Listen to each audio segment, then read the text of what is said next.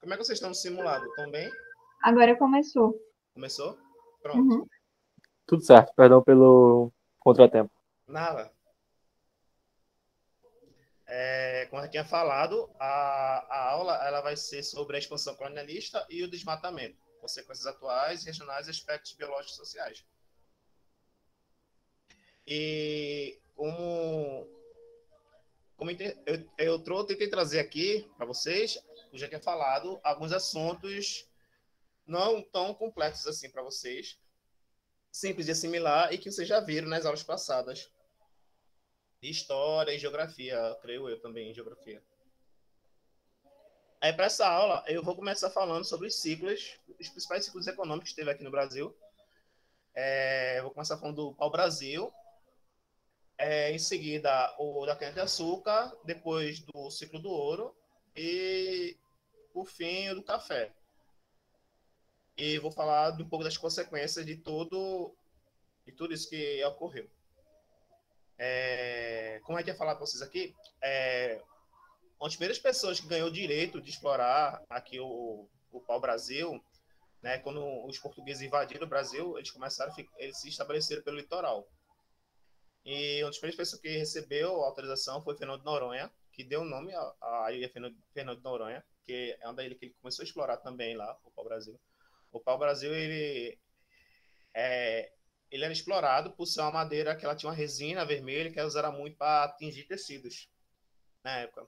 Segundo Lilia Schwartz, aqui no Brasil, antes da invasão dos portugueses, havia cerca de 70 milhões de árvores para o Brasil, que aqui ela era chamada pelos nativos de Ibirapitanga. Só que com a invasão dos portugueses, com essa exploração deles, né? Porque o ciclo do pau-brasil, assim, nos livros de história, nos livros didáticos, ele se encerra com a formação das capitanias hereditárias, né? Com o início do ciclo da cana-de-açúcar. Porém, até final do século XIX, assim, o pau-brasil foi quase extinto. Então, começou a ter algumas políticas, assim, início do século XIX, século XX, final do século XIX e século XX, começou a ter as políticas para tentar resgatar o pau-brasil, né? Porque ele ficou quase extinto. Tão intenso que era a exploração do pau-brasil. Um dos primeiros lugares que foi explorado, o Brasil, foi aqui, em Pernambuco. A exploração se dava da seguinte forma. A corte real portuguesa, ela mandava seus representantes para aqui, eles estabeleciam aqui no litoral, faziam feitorias, que eram locais onde eles retinham o pau-brasil, porque era mais econômico ficar o pau-brasil aqui na terra do que ficar nos barcos. E esses feitores, eles tinham a obrigação, a função de cuidar do pau-brasil, mas não só do pau-brasil, qualquer coisa que fosse alocada lá nas feitorias. As feitorias eram no início era bem precária, era formada de pau a pique, de barro, e depois formaram os fortes. Com, com estabelecendo as principais feitorias, que foi Cabo Frio, Porto Seguro e de Itamaracá, né? Alguns cantos você pode encontrar como uma feitoria de Igaraçu. Aí Itamaracá foi uma das primeiras feitas aqui no Brasil. Aí, quais foram as consequências de tudo isso, né? De ter explorado o pau-brasil? Eles começaram a destruir a parte da fauna daqui do Brasil. Foram as principais coisas que os portugueses fizeram aqui, além de começar a exterminar os índios, foram começar a destruir a fauna brasileira. E a destruição dessa fauna começou a alterar o bioma. E alterando o bioma, altera todo o sistema que já tinha estabelecido aqui no Brasil. Porém, com o declínio do pau-brasil, começou a usar a exploração do açúcar, que foi a partir do estabelecimento das capitanias hereditárias, cada representante, cada pessoa responsável, cada capitania, ele era o donatário, era encarregado de dar um dote de terras para os senhores de engenho, e esses senhores de engenho, eles, por sua vez, eram encarregados de cultivar e explorar a cana-de-açúcar. A principal mão de obra da exploração da cana-de-açúcar é a escravista. Daí começou a intensificar o processo de escravidão aqui no Brasil. Então, isso foi uma das consequências da exploração da cana-de-açúcar. E o que isso tem a ver com desmatamento? Para plantar cana-de-açúcar, eles precisam de terra. E para plantar terra livre. E para ter essas terras livres, eles faziam muitas queimadas. Não tão intensas como são hoje, mas eles já começavam esse processo de destruição da fauna brasileira, para ter maior espaço para ter a exploração da cana-de-açúcar. Qual a influência disso? A influência da formação do ciclo da cana-de-açúcar, ela estabeleceu a hierarquia, ela estruturou a hierarquia aqui, social aqui no Brasil. Que aí eu botei uma pirâmidezinha bem simples aí para vocês verem. No topo da hierarquia social, tinha os donatários das capitanias. Abaixo dele tinha os senhores de engenho. Abaixo de engenho tinha os lavradores, feitores, os trabalhadores livres. E bem abaixo estavam os negros e os povos nativos. Qual foi a influência disso também? Os donatários, esses donatários, senhores de engenho, lavradores, eles trouxeram aqui para o Brasil uma concepção social bem patriarcal, certo? Escravista, por sua vez também racista. Eles também estabeleceram um padrão de vida heteronormativo aqui e bastante conservador, certo? E também estabeleceu a monogamia compulsória aos corpos femininos. Porque não sei se vocês lembram da aula que eu dei a vocês sobre políticas públicas e gênero e sexualidade. O Código Penal daquele Brasil, nem era Código Penal na época colonial, era a Ordenação das Filipinas. Ele dizia que o homem, caso ele suspeitasse que a sua esposa estivesse traindo ele ou traísse ele, se ele podia agredir ela, podia bater nela ou matar ela e estava tudo certo. Ele, no máximo, ele era exilado. Isso sendo um homem branco, né? Então, isso foi uma das principais influências do ciclo da cana-de-açúcar aqui no Brasil, porque estruturou a sociedade brasileira. Foi uma das principais formas de estruturação da sociedade brasileira, como a gente conhece ela hoje, né? Aí, e a primeira espécie aqui produzida no Brasil foi a de cana-de-açúcar, foi a Saccharum officinarum. A cana-de-açúcar, ela é uma planta de origem asiática, aí ela foi trazida para cá. Como aqui a gente tinha terras férteis, pôde se plantar. Só que tem um problema, essa espécie, nessa época, ela era muito frágil, então ela era muito suscetível às pragas. Então a gente está constantemente plantando, achando outros terrenos próprios para fazer essa plantação. Aí, essa cana-de-açúcar, essa espécie foi escolhida por ela ter o alto teor de açúcar, um porte elevado, como grosso e pouco teor de fibras. Aí, nos primeiros séculos, ela foi cultivada, foi o principal meio econômico, meio econômico aqui do Brasil. E também ela só foi a única espécie. Não, a única espécie não, a monocultura. Ele era baseado a partir da monocultura, o cultivo da cana-de-açúcar. Cadê? Aqui, ó. Só que, com o declínio da cana-de-açúcar, passou-se a ter outras formas de exploração aqui no Brasil, que teve o ouro, que eu vou falar mais na frente, e o café. A cana-de-açúcar ela voltou a ser explorada aqui no Brasil a partir do início do século XX, quando começaram a criar programas, começaram a fazer melhoramentos genéticos da cana-de-açúcar para se adaptar ao local, e também a partir do decreto, tá aqui, 76.593, de 75, que é o Proálcool, que é que incentiva a pesquisa da cana-de-açúcar para a formação do etanol. Então, com essa intensificação, a volta da exploração da cana-de-açúcar, começa a ter a intensificação também de desmatamento aqui no Brasil, para ter mais espaço para ter essa plantação. Porque além de a cana-de-açúcar dar o açúcar, ele agora fornece o álcool, certo? Que para algumas pessoas, não. Tem um lado bom de usar a cana-de-açúcar para produzir etanol, porque ele emite, menos agressivo, a queima do etanol é menos agressiva ao meio ambiente, em comparação ao petróleo. Então, foi uma alternativa para sair do petróleo. E principalmente aqui, ó, se vocês forem ver, não sei se vocês lembram, mas por volta de 1975, 1970, teve a crise do petróleo. Então, com a crise do petróleo, isso deu uma brecha para que voltasse a explorar a cana-de-açúcar aqui no Brasil. E explorando a cana-de-açúcar, mais queimadas, e mais queimadas, mais destruição do bioma aqui no Brasil.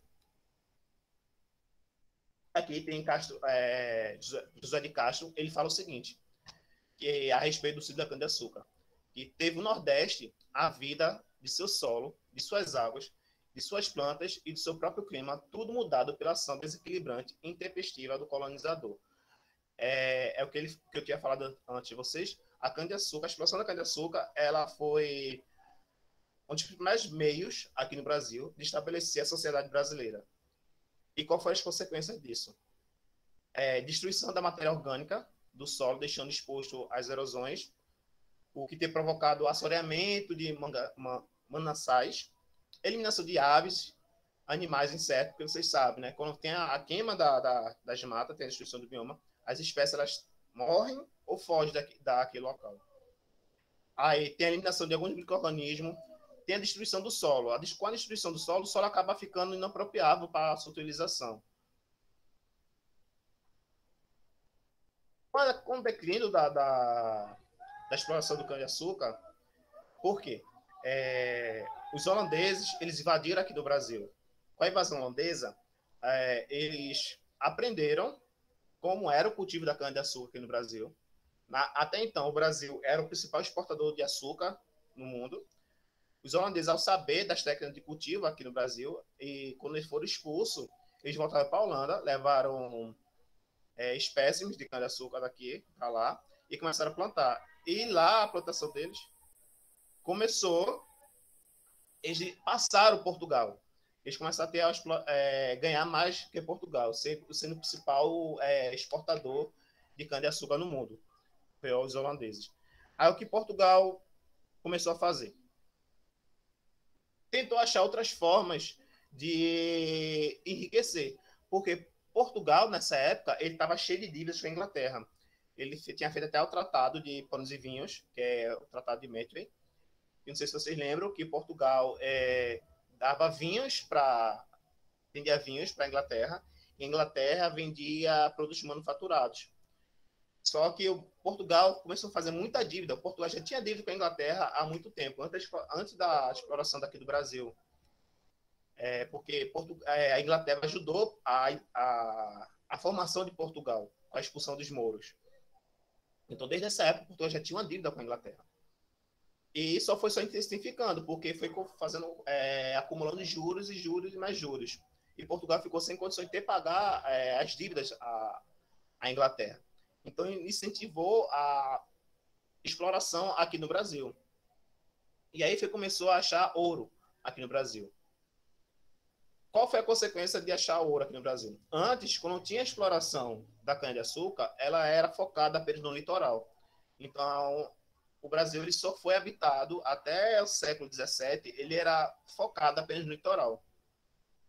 Eles não conheciam nem como é o Brasil que a gente conhece hoje.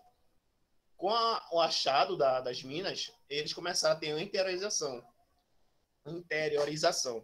Começaram a ir para o interior, começaram a explorar o sertão, e estabelecer cidades lá, e então começaram a ter a exploração do ouro. Paralelamente a isto, como eles estavam indo para o interior, eles precisavam de ter um suporte de alimentação, de suprimentos. Quem ficou encarregado disso eram os fazendeiros lá do sul. Então, os fazendeiros do sul, eles começaram a levar suprimentos para eles, para o pessoal que fazia exploração de ouro, que eram os tropeiros. Aí, com a decadência da exportação de cana-de-açúcar, aí teve o início da exploração do ouro. Qual foi a consequência da exploração do ouro? Aqui, uma das principais consequências. Incentivou as revoltas nativistas e separatistas aqui. Não que incentivou, mas foi um dos motivos para ter essas guerras, porque no Brasil tinha já, além dos povos indígenas, já tinham povos que já estavam nascendo aqui no Brasil, que eram brasileiros. E eles estavam também explorando. A exploração do ouro era o seguinte: quem chegasse lá, achasse uma mina de ouro, ele tinha que avisar a coroa portuguesa para pegar autorização para poder explorar aquela parte. Ele podendo explorar ali, ele tinha que dar 20% do ouro que ele achou para a corte real portuguesa, que era o quinto. Quem é responsável por repasse desse quinto? Eram as casas de fundição. A pessoa lá pegava o ouro, todo o ouro que ela arrecadava, ela dava para a casa de fundição. A casa de fundição botava o ouro em barras e colocava o brasão da Corte Real Portuguesa para mostrar que aquele ouro era da Corte Real Portuguesa, era um ouro legal, não era um ouro contrabandeado. Só que teve um probleminha nessa questão. Além também que o seguinte, qualquer pessoa podia explorar ouro, contanto que fosse livre, não fosse escravo nem índio. Mas qualquer pessoa podia explorar o ouro aqui no Brasil. E essa exploração, e por ter essa facilidade, qualquer um explorar o ouro, começou também a contribuir para a ascensão social de algumas pessoas. Porque uma pessoa podia chegar lá, achar o ouro, começa a explorar e ela tem uma ascensão social. Ela deixar de ser pobre e começa a ser rica. A conta de que ela fosse branca e livre. Só que Portugal, por ter tanta dívida com a Inglaterra, começou a explorar mais ainda o ouro. E ele começou a querer mais ouro aqui no Brasil. Só que as pessoas que moravam aqui no Brasil, já eram nascidas no Brasil, acharam isso muito injusto. Não queriam dando tanto ouro assim para a Inglaterra, porque estava sendo abusivo a exploração. Porque teve as casas de fundição, que eu vou mostrar aqui para vocês, que foi a revolta do Filipe dos Santos. Que as casas de fundição, elas nem sempre elas repassavam toda a quantidade de ouro para a pessoa que ela devia passar. Ela tinha que devolver o quê? 80% do ouro para aquela pessoa. E às vezes a casa de fundição ela não devolvia 80%. Ela devolvia 50%, 40%, às vezes 20%. E as pessoas começaram a se revoltar com relação a isso. E além de ter o quinto, a cobrança, se a pessoa atrasasse o imposto, tinha derrama, que era os juros lá em cima. Então, essa cobrança de Portugal abusiva do ouro incentivou mais ainda a exploração do minério aqui no Brasil. E essa exploração acabou incentivando várias revoltas. Teve a revolta de Filipe dos Santos, lá que foi a revolta de Vila Rica. A decadência do açúcar, ela incentivou também a Guerra dos Mascates aqui em Recife, que foi a guerra entre Olinda e Recife. Teve a Guerra dos Emboabas, teve a revolta de Beckman. A revolta de Beckman, ela foi no Maranhão, e foi por causa da Companhia do Comércio do Maranhão, que Portugal estabeleceu, fez essa companhia, que era responsável por repassar escravos para os fazendeiros, os senhores de engenho aqui do Brasil. Só que muitas vezes a companhia não repassava esses escravos. E aí, por cima, tinha a questão dos jesuítas que estavam impedindo a escravidão dos povos indígenas aqui no Brasil. Porque eu não sei se vocês lembram do que eu falei, acho que foi na primeira aula, acho que vocês se lembram não. Quando Portugal ele começou a explorar aqui no Brasil, nessa época, estava tendo a questão da, como é que se diz? A reforma protestante na Europa. Com a reforma protestante, a Igreja Católica começou a perder fiéis. E ela viu nessa questão das navegações uma forma dela conquistar mais fiéis, de ter mais fiéis para ela. Então foi aí que ela começou a mandar esses jesuítas para catequizar os índios, os povos indígenas aqui no Brasil. E é por isso que muitos jesuítas eles eram contra a escravidão dos povos indígenas, mas não eram contra também, muitos não eram nem contra com a questão dos povos negros, porque a visão dos povos negros já era outra.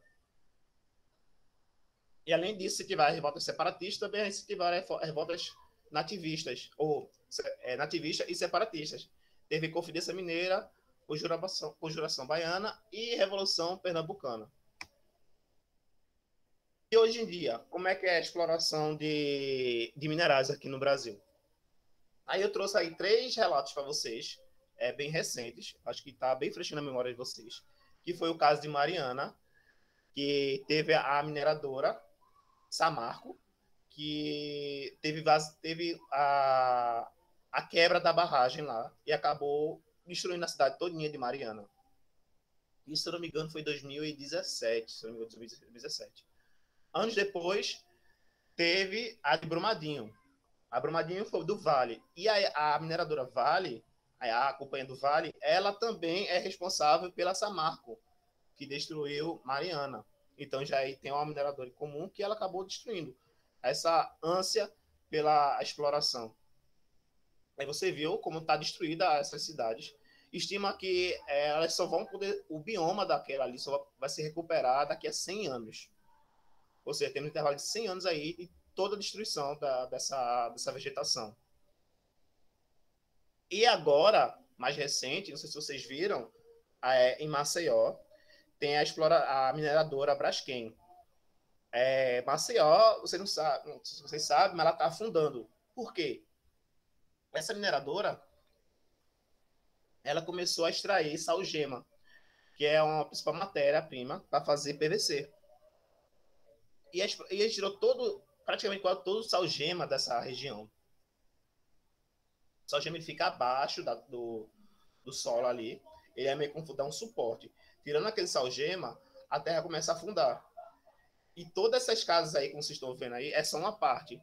Mas todas essas pessoas aqui estão desabrigadas. São mais de 40 mil pessoas desabrigadas. E aumentando.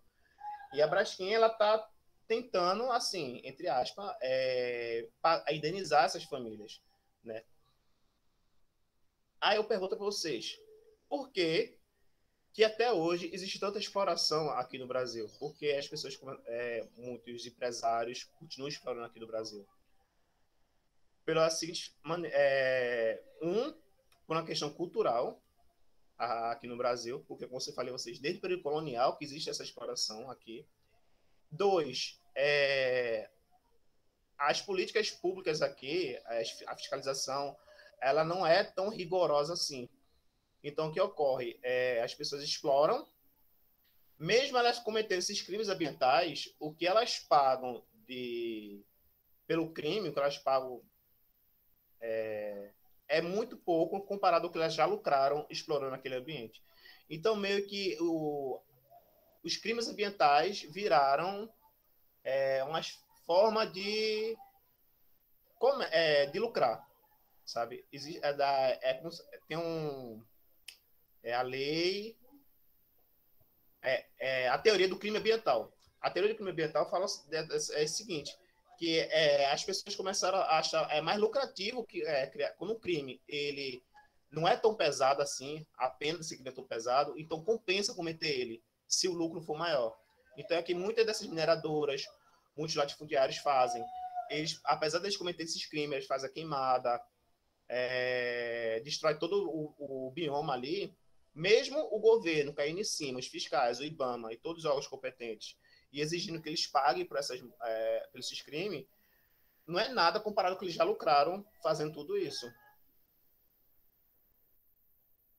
Aí, com o declínio do ouro, né, porque teve toda essa exploração, começou a diminuir a quantidade de ouro aqui no Brasil, estabeleceu aqui o cultivo do café. Aqui o Brasil ele tinha um solo muito fértil para esse cultivo. E como tinha muitos fazendeiros aqui, muitos latifundiários, que já era do início do período colonial, né, da época das capitanias hereditárias, então muitos fazendeiros, principalmente lá no Sudeste, lá em São Paulo, começaram a cultivar o café. Qual foi o impacto disso? O impacto ambiental, certo? Novamente, assim como a exploração do cana-de-açúcar, começar também a destruir matas, a ter queimadas, a levar muitas espécies aqui, espécies de animais e plantas, à extinção, certo? E essa exploração desse café deu muito lucro. Na época, o Brasil ele foi o maior exportador de café do mundo. Até hoje ele é. Ele fica passando por Vietnã e Colômbia. E esse lucro excessivo favoreceu com que os latifundiários começassem a influenciar a política. Eles já influenciavam, mas intensificaram mais ainda a influência dele na política aqui. Com o golpe que teve, que foi da independência, a proclamação da República no Brasil, ele foi incentivado, ele foi financiado por esses latifundiários. Eles começaram a criar a política café com leite, que é que vocês sabem, né? que teve aquela reserva de um representante paulista e um representante mineiro no governo. E esses representantes eram pessoas civis e bacharéis. Brancos, em sua maioria, só teve só um negro que ficou nessa política de café com um negro, que é o Nilo Peçanha. Mas mesmo assim, Nilo Peçanha também contribuiu para o incentivo ao agronegócio aqui no Brasil. E o ciclo do café com leite foi de 1800 até 1930. Historicamente, quando falo dar esse recorte, é por conta de quando foi bem intenso e foi só o monopólio aqui no Brasil, só era café. Tinha outra exploração, tinha algodão, tinha leite, tinha queijo, tinha o gado, mas o principal era o café aqui no Brasil. E as consequências de tudo isso? Temos o desmatamento da Amazônia. Por quê? Em 1975, como falei para vocês, teve a questão da crise do petróleo.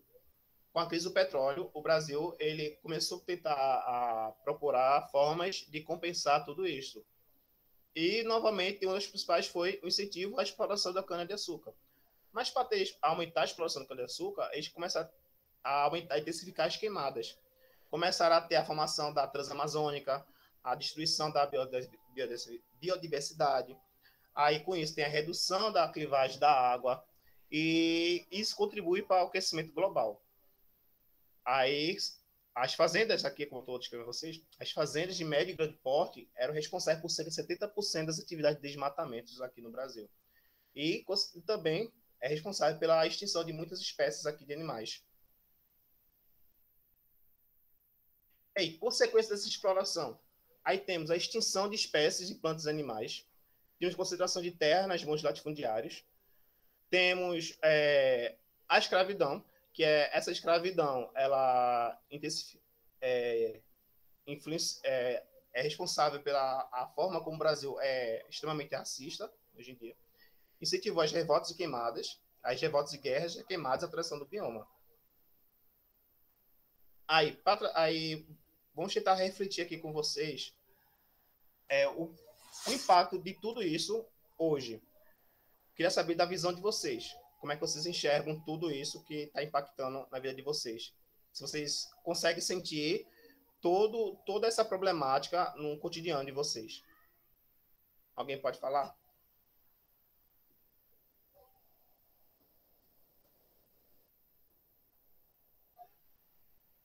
Pode repetir, por favor, professor? É o seguinte, eu mostrei para vocês todos esses relatos aqui, essas informações. E eu queria saber... Vou voltar, Karina. Qual slide tu quer? Qual slide, Karina? Por que, professor, você quer que a gente fale dos impactos dos desmatamentos, daquilo que tinha naquela página do slide, ou de tudo que você falou até agora? O que eu quero saber é do cotidiano de vocês, do dia a dia de vocês, certo? Porque eu mostrei para vocês que aqui no Brasil começou a ter a exploração da cana-de-açúcar. E com o ciclo da cana-de-açúcar foi uma das formas de estabelecer a sociedade brasileira, como ela é hoje. E formação da sociedade escravista, mercantilista, machista. E eu queria saber, no cotidiano de vocês, no dia a dia de vocês, vocês conseguem enxergar todo esse impacto dessas coisas que aconteceram aqui no Brasil? Eu queria saber de vocês, sabe? Porque se vocês enxergarem dessa forma, se você vê no cotidiano de vocês, vai ficar mais fácil você assimilar todas essas informações. Até aquela questão das revoltas que eu falei. Vocês entenderam a pergunta? Mais ou menos. Vou tentar de novo. É assim, eu queria saber... Eu acho que a gente só começa a interligar uma coisa com a outra quando alguém aplica isso. Porque, tipo, quando você falou sobre as revoltas, sobre o café e tal, e ligou uma coisa com a outra, aí eu fiquei, nossa, realmente, nunca pensei nisso. Certo. Aí você começa a interligar as coisas e meio que começa a funcionar de certa forma na sua mente. de como isso influenciou no que a nossa sociedade é hoje e como nós somos hoje em relação a isso. Isso. É basicamente isso que eu queria saber de vocês, né? Como é que vocês enxergam no cotidiano de vocês, no dia a dia de vocês? Como é que vocês enxergam todas essas problemáticas? Vocês conseguem identificar as consequências disso no dia a dia de vocês ou vocês nem conseguem reparar? Professor, eu acho que as consequências é o que é mais notório, né? Que a gente consegue mais perceber. Principalmente, assim, na questão do desmatamento, né? Da exploração das coisas, das matérias-primas aqui no nosso país, né? Na verdade. Porque, falando, assim, da exploração da cana, de muitas árvores, isso causa uma enorme contaminação, né? Para os nossos solos. Uhum. E sem contar também que está ficando cada vez mais escasso as nossas matérias-primas e os nossos bens mais preciosos, né? Então, tudo isso vai causando impacto e vai chegar um dia que a gente vai sofrer mais ainda, porque a gente já está sofrendo e vai sofrer muito mais com todo a derrubada desses elementos, né? Tão importante, a exploração. Isso. Na política, vocês conseguem identificar isso? No atual governo, o desmatamento está bem maior, porque até a questão da PL 490 agora, a tentativa dela ser aprovada, né, de acabar com os lugares que os índios moram e vou chegar aqui e vou desmatar esse lugar também, porque ele não é seu, tipo isso. E, tipo, nossa, muitos presidentes, tipo, a galera que administra a questão do meio ambiente desmatando, assim, na cara dura, assim, como se, tipo, deveria estar preservando o meio ambiente e fazendo de tudo para que isso não acontecesse. Mas são justamente essas pessoas que podem fazer isso, que estão fazendo o contrário, né? Isso. Não sei se vocês lembram, quando teve o governo Temer, o ministro da Agricultura de Temer, ele é conhecido como o rei da soja aqui no Brasil. Ele é o principal exportador de soja do mundo. E ele, quando ele estava no governo, ele começou a incentivar políticas que afrouxassem assim, a fiscalização com relação à exploração das terras. Por quê? Isso ajuda muito, porque ele vai expandindo o território dele, ele vai explorando mais terra, ele vai lucrando mais. Só que eles lucram e o dinheiro não é repartido para cá, para o Brasil. E qual a problemática disso também? A questão da concentração de terras na mão de poucos. Aí vem a questão da reforma agrária. Isso, a Mata Atlântica, começou a ter. Isso, Karina. E isso não é nem de agora, né? Porque, como eu falei para vocês, intensificou desde 1975, com a crise do petróleo. Com a crise do petróleo, começou a se intensificar essas queimadas da Mata Atlântica. Só que vai ter uma série de oscilações, porque a depender da economia aqui, ela vai aumentar ou diminuir as queimadas. Se eu não me engano, o momento que teve a quantidade de queimadas foi baixa foi no governo do Collor, porque ele teve um congelamento fiscal aqui, e com isso os fazendeiros não tinham condições de pegar crédito, pegar dinheiro, empréstimo do banco para expandir o comércio deles. Então, eles não tinham nem como fazer as queimadas. Então, foi um momento que teve baixa das queimadas aqui. Mas, depois do plano real, voltou a intensificar. E, para você ter noção, as queimadas, elas chegam o espaço de queimada, elas chegam a ser do tamanho da França, sabe? É muito grande as queimadas que acontecem aqui. E sem falar que o agronegócio, que é o responsável por isso, ele continua influenciando a política aqui no Brasil. Porque teve a política café com leite. A gente aprende na história que acabou a política café com leite entrou Getúlio Vargas, não teve mais influência dos latifundiários na política, o que é um erro quando nos livros de história do ensino médio, como é passado para a gente cria essa ilusão, cria essa imagem de que os latifundiários não influenciam mais. A culpa é do governo, só do governo. Sabe? O governo que é corrupto, o governo que é ladrão, o governo que rouba. Não que eu estou defendendo o governo, quem não faz isso, ele faz. Mas só que tem outras pessoas por trás do governo, sabe? Que são os latifundiários, eles continuam, eles sempre estiveram ali, desde a colonização aqui no Brasil. E eles continuaram. Só que em alguns momentos eles intensificaram a influência dele, em outros momentos eles não. Só que no livro de história acaba mostrando que acabou no final de 1930, com o declínio da política café com leite, da República Café com Leite, mas não foi só isso. Outra consequência, não sei se vocês param para analisar também, é a questão do tempo de desmatamento, né? A exploração, tem a questão do desmatamento, a destruição do bioma. Tem essa ilusão, Karina, de que o presidente é o cabeça de tudo. Mas quando se a gente analisar, se a gente estudar, né? A gente olhar para a questão da República do Café com Leite. A gente acha que o presidente ele era o cabeça, mas o presidente só era eleito mediante o apoio dos latifundiários. E os latifundiários só apoiavam ele se ele se comprometesse a favorecer eles, que era o que acontecia na República Café com Leite. Os presidentes que estiveram na República Café com Leite, eles estabeleceram o seguinte acordo com os latifundiários.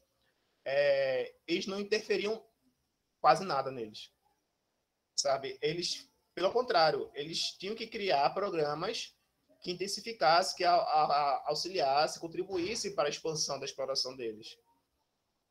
Uma dessas empreitadas agroindustriais que teve aqui, né, é a formação de escolas técnicas, que foi na época de Nilo Peçanha.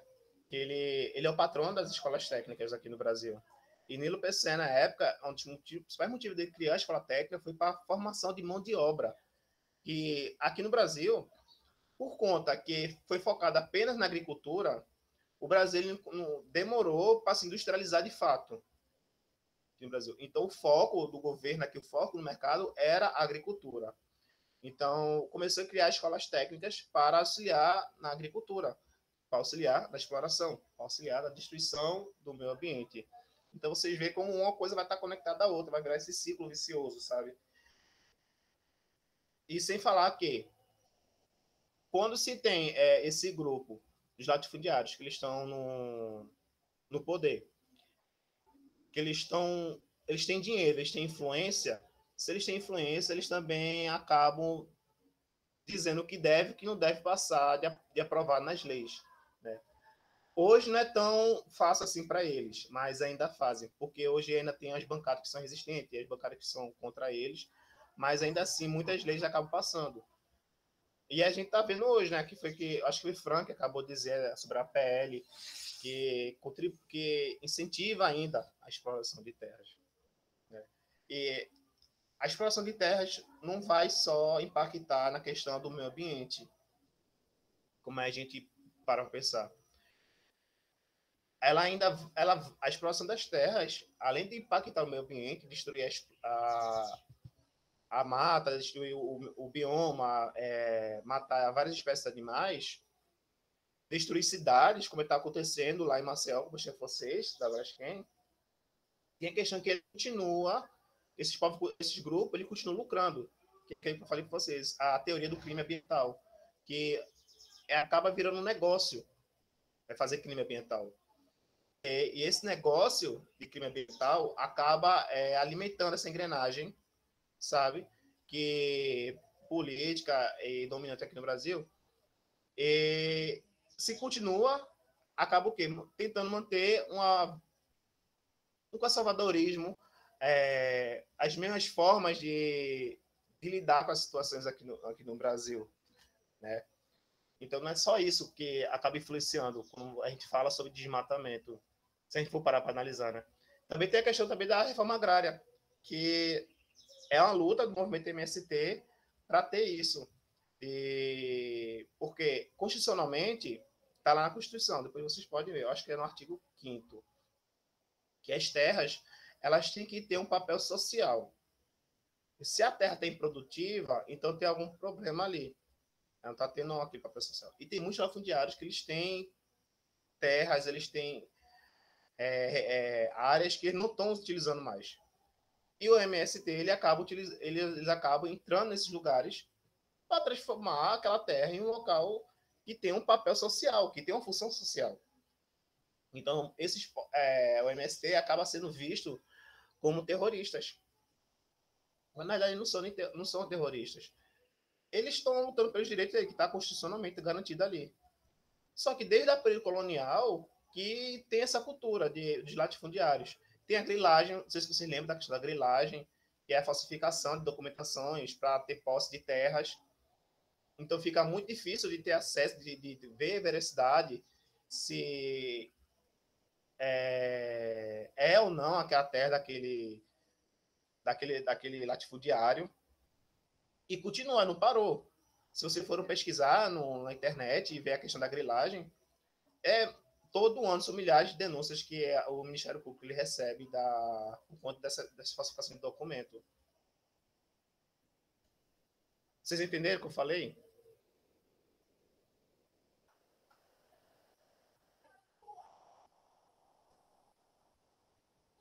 Então, porque essa é a maior opinião de vocês. Essa aula vai ser mais um debatezinho assim com vocês.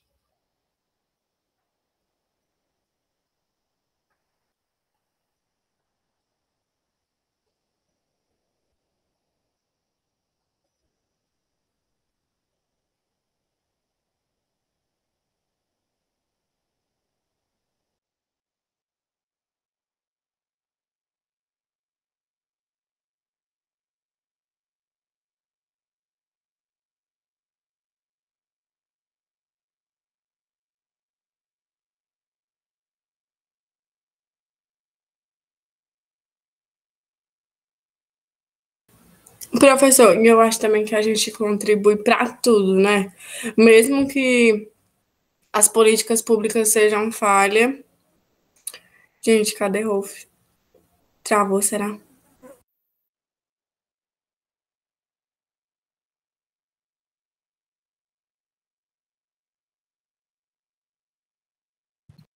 Acho que a internet dele caiu.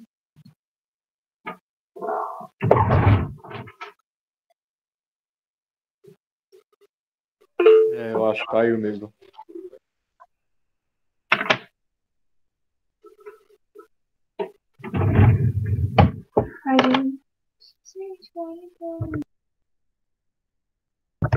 Meu Deus, desculpa, eu tava com o microfone aberto, socorro.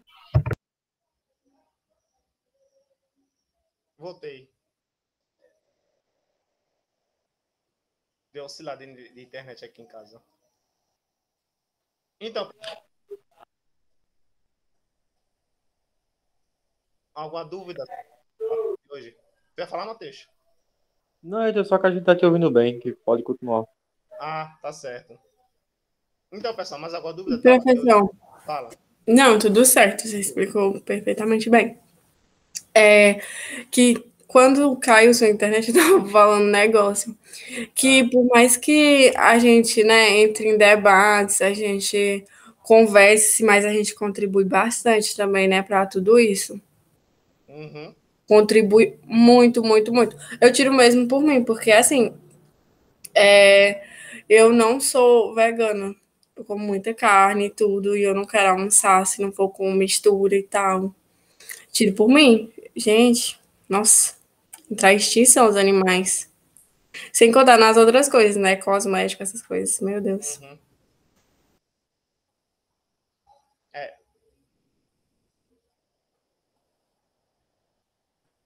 E tem a questão também, Karina, que tu falou aí da questão dos cosméticos, eu lembrei da questão dos agrotóxicos. Porque eles começam a ter o incentivo para legalizar vários tipos de agrotóxicos aqui no Brasil. Inclusive, tem agrotóxico que só é permitido aqui no Brasil. Em outro país não é permitido. Quando teve, de 2018 para cá, teve uma série de agrotóxicos que foram permitidos aqui a utilização deles. Eles são extremamente danosos ao meio ambiente e também ao... E pra gente também, né?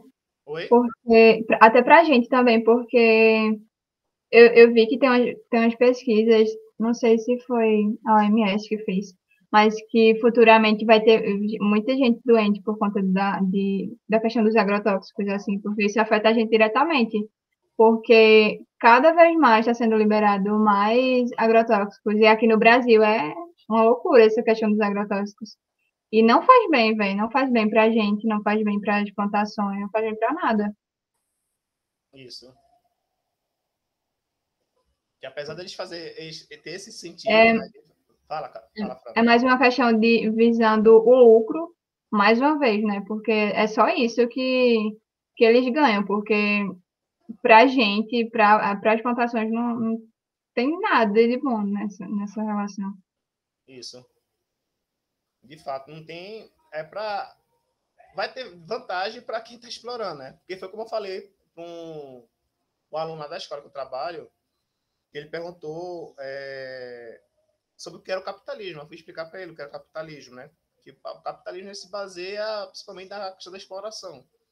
E apesar de algumas pessoas dizer que o capitalismo é bom, ele é bom de fato, né? Ele funciona bem para quem explora. Claro, ele tem um incentivo de desenvolvimento tecnológico, da medicina, tudinho. Mas quem sai lucrando mais com tudo isso é quem está explorando. E aí a gente olha para cá, para a questão da exploração das terras, das queimadas. Quem é que vai lucrar com tudo isso? Quem é que vai lucrar com a morte de vários animais, várias espécies, a extinção dessas espécies de animais e de plantas? Certo? Porque desde o período colonial até hoje foram várias espécies de animais que foram extintas. Várias espécies de plantas também foram extintas aqui no Brasil. O pau-brasil quase foi extinto aqui no Brasil. Certo? A arara azul também foi quase extinta. Sem falar que teve a questão do genocídio também, né? Porque os fazendeiros eles começaram a ter posse das terras, eles têm que expulsar quem está morando naquelas terras. E quem está morando naquelas terras são os povos indígenas. Então tem a expulsão deles. Aí com a expulsão deles tem o quê? Eles têm a resistência deles, com a resistência deles, aí tem acontecendo o quê? Confrontos, e nesses confrontos saem o quê? Líderes de movimentos que são mortos, são assassinados. Entende? Então tem essa problemática, a questão das queimadas. Acaba gerando isso.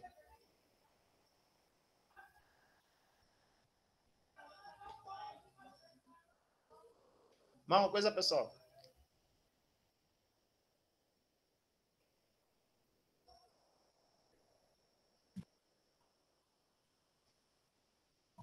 Acabou a aula? Então, como eu falei, ser bem curtinha essa aula, porque eu estava pensando na questão que não ser tanta coisa assim para vocês, porque já está meio final do ano, para vocês ficarem mais um tempinho assim, provavelmente mais fresca para os estudos de vocês. Entendesse? Por isso que eu quis trazer mais essa revisãozinha das revoltas que teve aqui, revolta nativista, separatista, o ciclo do açúcar, do café, do ouro. Aí, se vocês têm alguma dúvida com essas questões, que a gente pode acabar revendo aqui. Eu quis trazer também essa revisão para vocês. Rolf, eu sempre falo que eu quero algo na área da saúde, né? Mas por mais assim que eu tente estudar biologia, eu só consigo pegar mais história. Eu fico, meu Deus, como é que pode? Eu quero alguma coisa na área da saúde, eu só pego mais história. Histórias, eu só me interesso mais por me responder a ciências de história, tudo. Vai entender minha cabeça, né? Quer fazer alguma coisa na área da saúde, mas é de humanas, né? Você não está sozinha, Karina, porque eu sou exatamente assim. No ensino médio, eu amava biologia. Aí, depois que eu comecei a estudar para o Enem, eu fiquei, meu Deus, não quero mais. Mas eu amo muito história e geografia. Por incrível que pareça, porque eu odiava geografia durante meu ensino médio todinho. E agora, amo geografia e história. o auge. E não gosto muito de biologia. E quero na área de saúde. Então, é a vida. Queres o quê, Fran? Eu quero medicina veterinária. Karina, tu quer odonto, né, Karina? Exatamente. Olha, e eu odiava história, viu? Nossa Senhora, meu Deus do céu, eu sempre fui muito péssima em história, tanto no ensino fundamental quanto no ensino médio.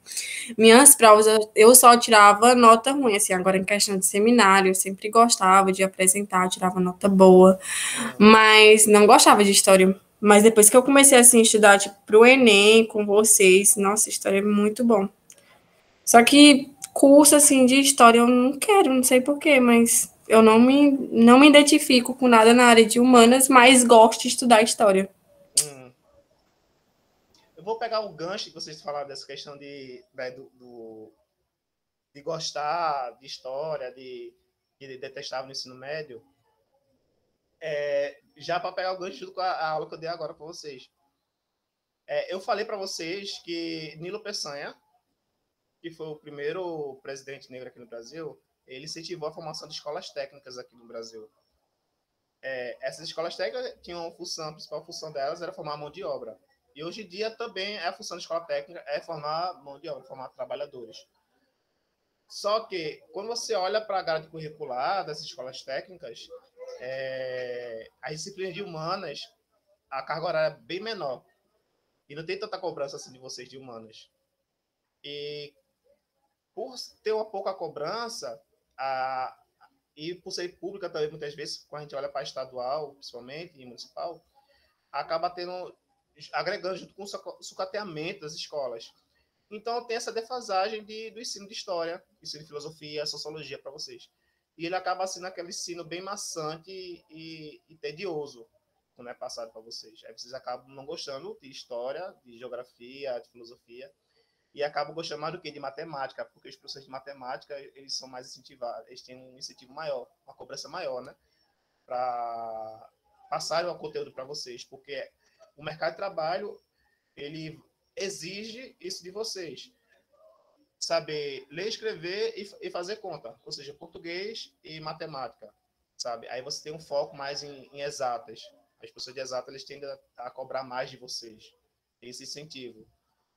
Porque você formando vocês, seres que não vão estar refletindo muito sobre o meio, refletindo sobre a sociedade, vocês não vão ser pessoas críticas. Vocês vão ser pessoas alienadas. E você ser pessoa alienada, você vão ser ótimos mão de obra. Fácil de manipulação, assim, no mercado de trabalho. Então tem essa questão também, do ensino. E você falou a verdade, viu, Wolf? Porque no ensino médio, gente, uma matéria que eu amava era matemática. Muito boa em matemática, atividade, nossa, eu adorava fazer os cálculos, prova, eu adorava, tipo, de joguinho, de matemática, de lógica, eu amava, amava, amava, mas agora que eu estudo para Enem, ai, eu odeio matemática, nossa, é muito difícil, muito complicado, viu, gente?